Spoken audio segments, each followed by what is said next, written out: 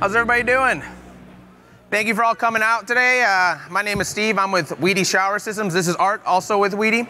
Today we're going to be doing a brief overview of a lot of our products here, but our main focus is going to be our curbless shower. Our Ligno pan has been around for quite a while now, a couple years, but here at wedi, we're a modular, systematic approach to showers. So anytime that we have an application, we want to have a complete total solution for it. And you know, when you're doing curbless showers, there's many different different pieces and parts and different variables that you're always going to want to be able to have control over. So while Art's getting ready to install here, just a quick background about wedi. Not a new company. You know, I know a lot of you have been familiar with wedi, have come to the booth already, have used wedi, have sold wedi, but it's not a new company. Been around since 1983. Always been specializing in foam-based waterproofing. All of our products are made out of a few great materials. Cementitious coating, one of the best bonds you can get is that cement-to-cement bond for your mortar. A closed cell extruded foam, that's our waterproofing. So anywhere you see this blue edge, I'm waterproof throughout the entire core of it. If I poke a hole, if I'm working, I drop a screwdriver, as long as I don't go all the way through that, I'm still completely waterproof. Membranes and all that stuff works great, obviously, but it's still just a topical layer, so it's just a little bit more peace of mind knowing that if anything does happen, I have a ½ inch of waterproofing. Fiberglass mesh inside of this just displaces the energy, giving the board strength. So even though this is a foam board, it's all rated for a heavy commercial underlayment. I can literally tile this and drive a forklift over the top of it. You know, we like to maintain what people like about cement board, cement-to-cement bond, the rigidity of it, but you know, with the ease of installation of foam and the waterproofing that's already engineered into the product. And when I say a full modular systematic approach to it, we're gonna show you a little demo today on how that actually works. We are doing a 3x4 curbless shower here. It's gonna take a little bit of time, and you know, we have a ½ an hour up here, so we're gonna get going on the installation. I'm gonna jump back and forth, showing you some different products, some new products, but then I'm gonna jump right back to catch up with Art to see where he's at in the installation process. So one of the newest products that we have, like I said, the Ligno has been around for a little bit now, but before we were doing this, we were just sistering 2x6s to the side of your joist, which it works great sometimes, but not all the time. What if I have these right here, these TGIs, these I-beams? Not as easy to get to sister that 2x6 on there. What if I pop this open and I got a big vent running right through the middle of it? I got plumbing in there. I got a boiler underneath it. Those 2x6s don't work all the time. You know, it's a great solution when it does work, but you know, we want this to work all the time. So what we came out with is our Ligno recess kit. Very cool here. Art's gonna start installing it here in a minute, but just a couple different pieces to it. We have our C-clamps, which are great for the outer edge perimeters to give you nice support all along the edge. Because again, it's not only about getting the application done, it's also about doing it right. At the end of the day, tile's going on top of this, and we need to maintain industry standards and make sure that tile's there to last. So we have the C-clamps to give you outside support. We have the joist brackets right here that go right on top of it. These are R4 16 on center. Obviously, we still need the floor to meet L over 360. So 16 on center for this because we are only dropping this 3/4 of an inch. So Art's gonna go ahead and start installing these. This is a high gauge, it's 16 gauge galvanized steel, so incredibly strong. They are coming in 5-foot segments, so there are times you may have to chop them down. Metal chop saw, grinder works no problem. So one screw going all the way through there. These C-clamps, we are gonna put a self-tapper in there. And then when we put our wood back down inside of it, we are gonna use joint sealant. After we degrease that L bracket with some denatured alcohol, some wipes, something like that to get that grease off of there, we're gonna use our joint sealant, which we'll talk about in a minute here, to glue that wood panel down into it, and also put some self-tappers in there. So Art's gonna be installing this right now. We will go back to it, but I'm gonna go through a couple other things here too as he's doing that. Our pans, that same foam. That same cementitious coating, a little bit thicker because it is gonna be in a directly wet area. And again, that fiberglass mesh. So this pan's only 3/4 of an inch thick, designed specifically for curbless installations. When you have this pan, wedi's all about added value. A lot of these systems out there are about added value, and there's kind of two sides to that. Yeah, it's quicker, it's easier, we have a fantastic warranty, but there's also the other side of it, where there's some things you just can't do with other methods. Obviously, we just saw a great demo a minute ago from Mark Heinlein, and mud's always gonna be around in the industry, but there's some things that it can't do, and there's some things that this can do. And something like this, not always the best spot for mud. So if I'm doing a remodel, and I don't want to notch out my joists, I don't want to do anything like that. I want to maintain industry standards, but I want a curbless shower.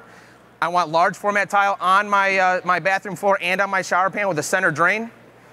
That's a tough one to do with mud right there. With wedi, incredibly easy. These pans are already pre-sloped, so even though it's 3/4 of an inch at the outside perimeter, I have a 1/4 inch per foot slope from the corner to the center of the drain. So I have equal planes all sloped to the drain, which allows me to use any size tile as well. So as easy as this is to install, we don't compromise design or different things because it's super customizable. I can cut this down any which way I want. If I need to chop a corner off, I can do that. But again, it's a modular system. So if we do modify this, we are going to re-notch this wrap channel here to accept our wall panel.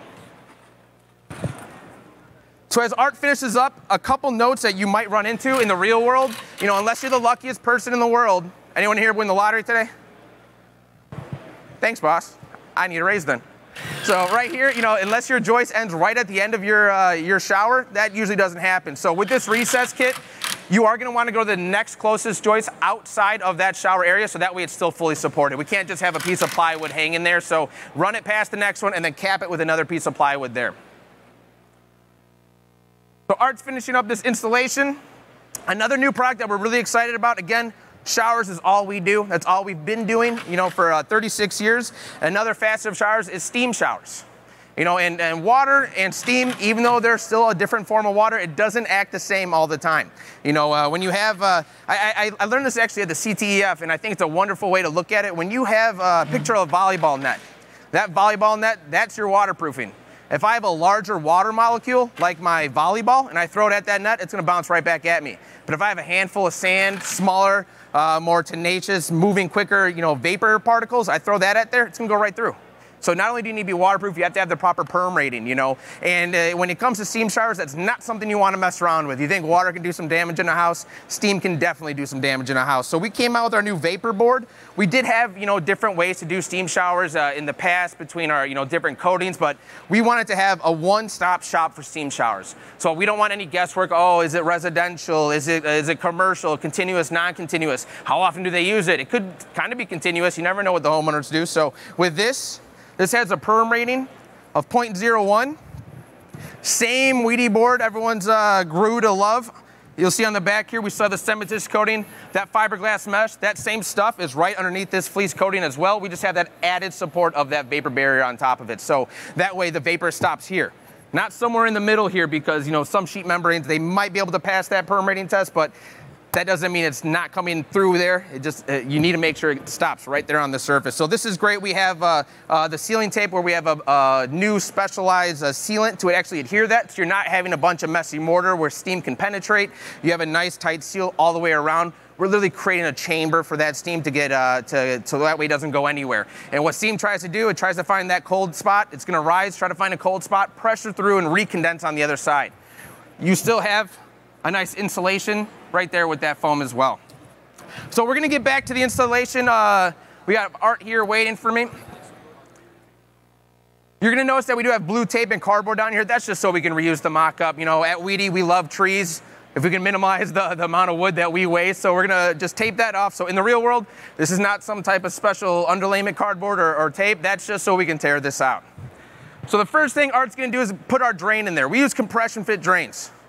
We use these for a couple main reasons. One, anyone can install it by code. Our bread and butter is the tile setter. That's who's installing our system most of the time, and we want to make sure that all these different components are friendly for the tile setter. You don't need to get another trade involved. So we use compression fit drain that utilizes a rubber gasket. Anyone can install it by code, and another reason is you can always repair it. Has anyone in here ever repaired a glue and drain? Because it's impossible. You can replace a glue and drain, you can't repair one. Either you're digging it out of the top or you're cutting a hole in your drywall. You always have access to this drain connection. So the first thing that we're doing is we're actually gonna put the drain body, attach it to the pan, and we'll connect it to the pipe later on. That joint sealant, this is the first time we're using it. This is a modified Sealant polymer. It's basically like a urethane silicone hybrid. It's gonna be the key to the entire system. If my wall panels are waterproof, my shower base is waterproof. The only place that's not is where everything comes together. So we're gonna connect that drain with that joint sealant. Phenomenal stuff. It's not only is it great and easy to work with, it's VOC free, completely safe to work with on the job site, and it also remains flexible. So any type of movements, your seams are always protected, and it also gives you nice square corners. So it's easy to work with, and it's even better to set your tile on top of because you're not trying to work with a bump out with a bunch of overlaps or anything like that. So on the back here, rubber gasket, cardboard gasket. Rubber gasket creates a seal. Cardboard gaskets allows you to tighten that locking nut without pinching that rubber gasket. And now he's gonna just use his hand. If any of you used joint sealant before, you might want to use a napkin or a towel, but Art here, he loves this stuff, so he doesn't mind having it on his hands for a little bit.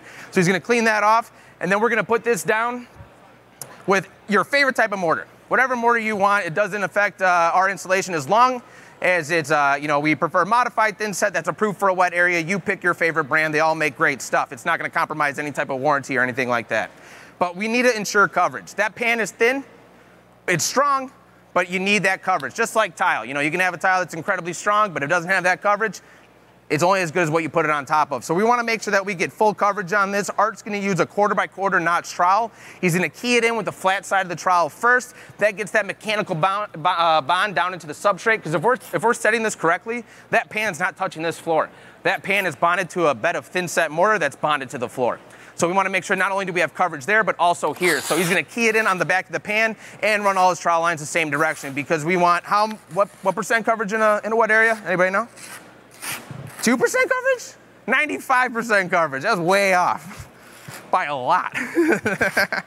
So while he's doing that, we are going to jump around and do a little, couple other things here, because he is going to be mooring that down, and we'll get back to the installation after he's done with that. So our building panels. Obviously, we have the standard 1/2-inch building panel for the walls. We're really excited to announce that actually last year we opened up our first North American plant. So really excited to make it here. We've been making it in Germany since 1983. Still have a great plant over there as well, but we want to bring it over here because we're growing immensely. And for the first phase is just the building panels. We are going to be a fully functional factory here. That's the end goal. So all the products still stocked here, but if you're ever in the Chicago area, we're making it here. It's we're just proud to announce that. But we have all sorts of different thicknesses. We have our 1/8 of an inch. Does anyone know what color most glass tile is? Clear, exactly. It's a lot of it's colored from the backing. So when I try to build that out to match my field tile, I'm gonna get a lot of squeeze through. Now I gotta sit there and clean that all out. And who cleans their grout joints with razor blades?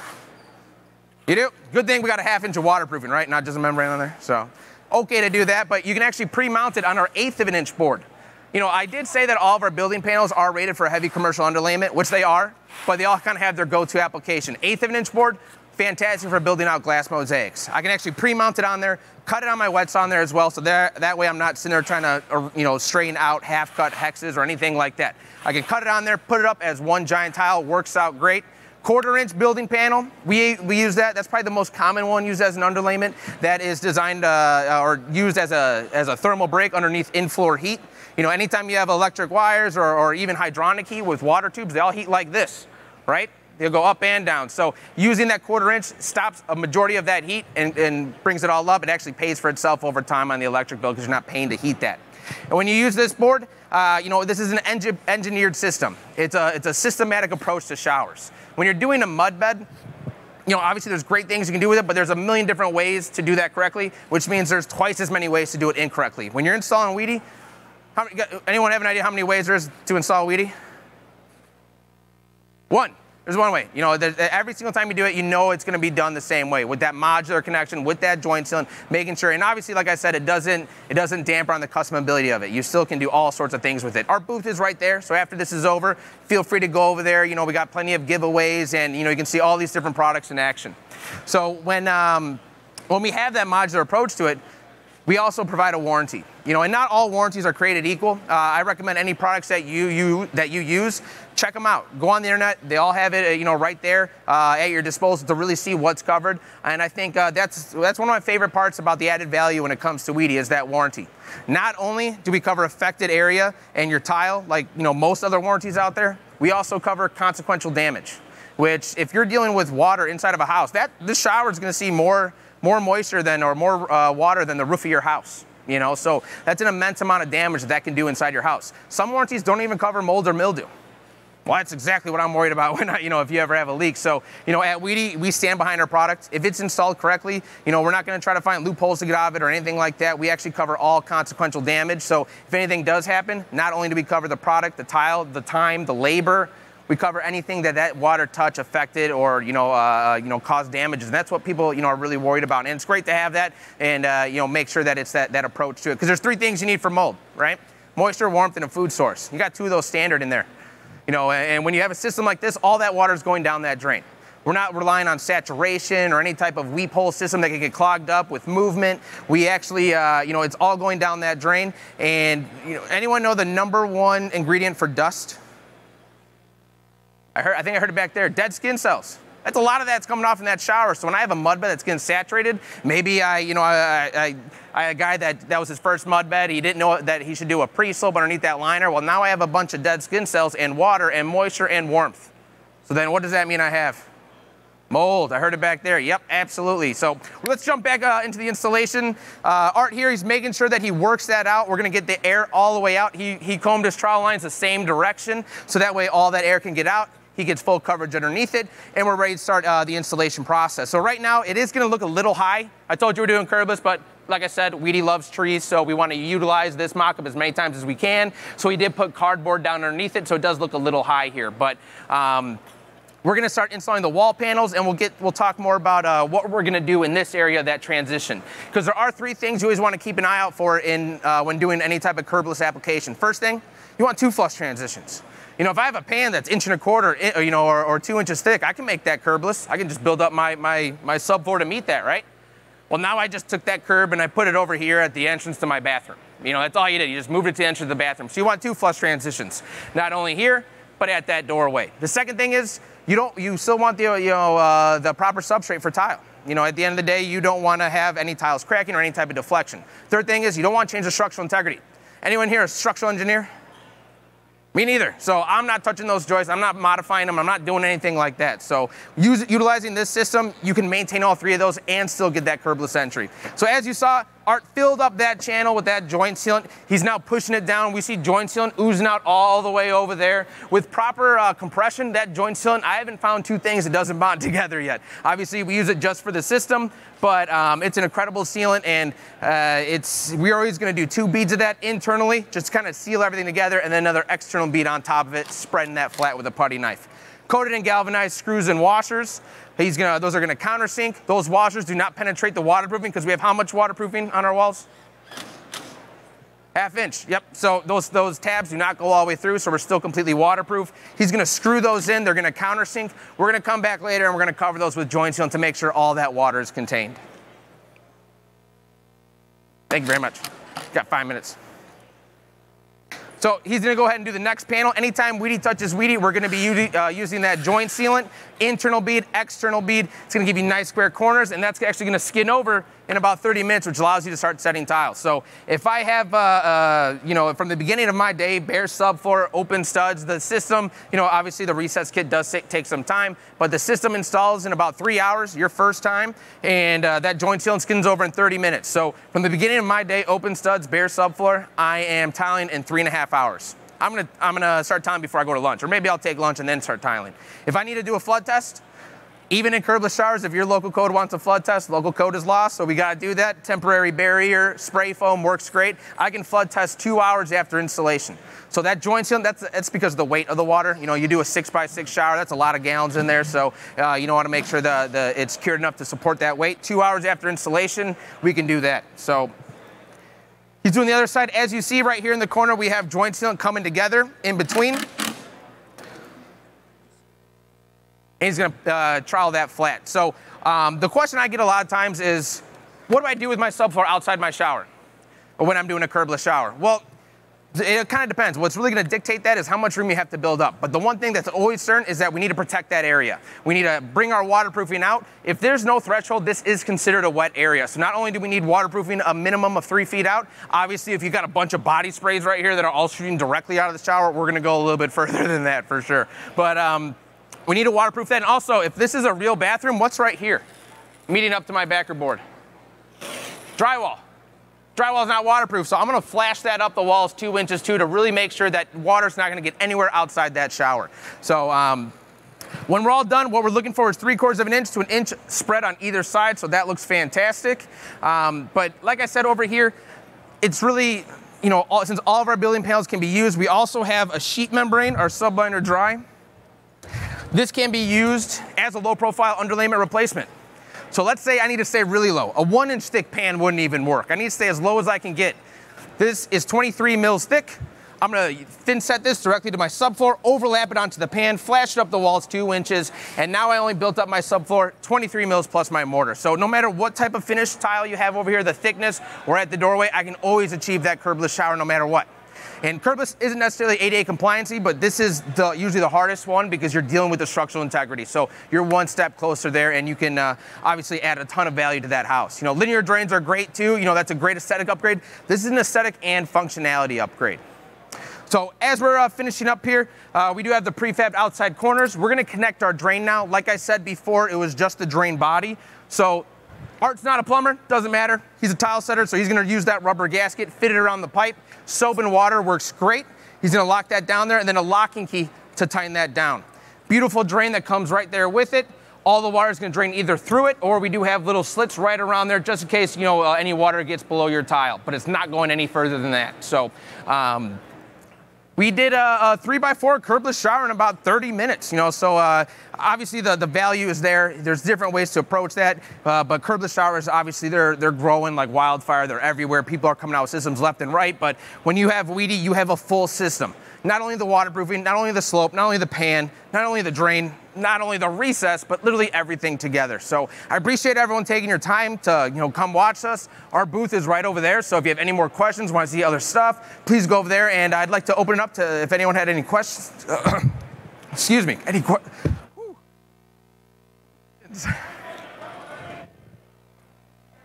questions? Nope, I answered everything? So then we can all take off then, right? Yeah. Yes, sir.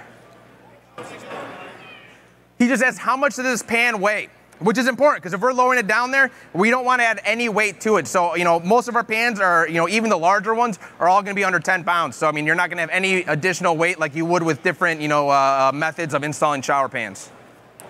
Any other questions? Big highlighter shirt over there. Any questions? Yes. The warranty?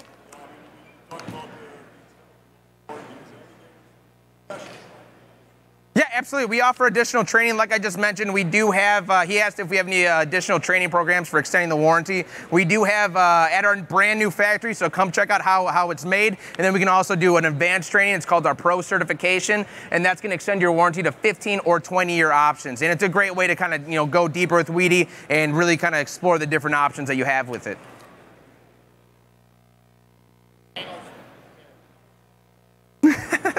How much weight can a 2-inch panel hold? Mr. Highlighter Shirt asked. You know, there's different applications. If we're doing suspended benches, obviously there's going to be different weight limits within that. If we're going all the way to the floor, I mean, there's pretty much no realistic weight limit to that, but we do have a suspended rectangular bench that supports 550 pounds, corner benches that hold 350, so weight limits are usually never an issue when it comes to wedi. Well, thank you guys very much. Please head over there. Like I said, we got tons of giveaways. Just let us scan your badge. You get a hat. So, and you can check out all the other products that I was talking about. Thank you guys very much.